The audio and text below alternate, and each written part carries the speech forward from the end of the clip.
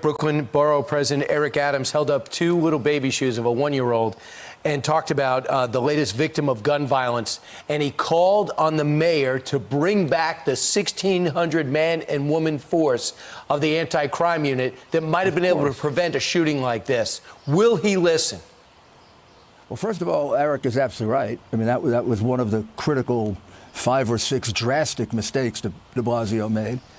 That unit, I started that unit. It was originally called the Street Crime Unit. They're the people who straightened out Times Square for me. They're the people who straightened out Harlem and Bedford-Stuyvesant. And their expertise was taking guns from people because gun control is meaningless, right? Bad people don't control their guns. So you have to devise a strategy to do it. We devised a strategy called Stop, Question, and Frisk. Before I left office, it was held constitutional by Eric Holder and by Janet Reno. I convinced them it was constitutional. I limited it to 100,000 per year. It went all the way up to 600,000, and they started to make a lot of mistakes. I also suggest bringing back the constitutional Terry stops because you have to take the guns from them. They're not going to go sign a registration form, and they're not going to turn it in. So you have to find a legal way, and Terry versus the United States provides it. But then you got to make out all the paperwork and be very careful, which is why you have to limit it to 100,000. You can't go to 600,000, which is what destroyed it. But you got to get those guns, and you got to do it quickly. So I bring back the anti-crime unit.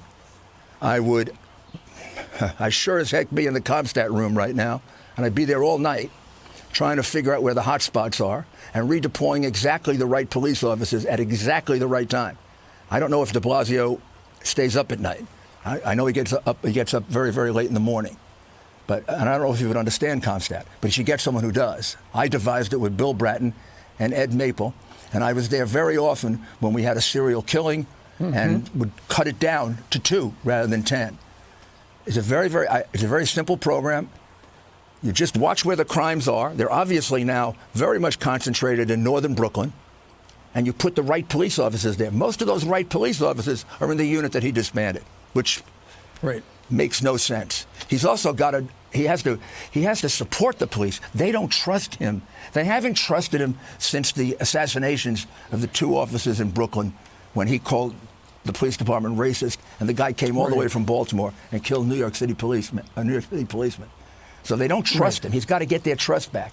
He has to tell them, look, I know you have to make tough decisions. I'll support you if you're right. I'm not just going to turn you over to the wolves. If you do something like what happened in Minneapolis, I'm going to see you go to jail for the rest of your life.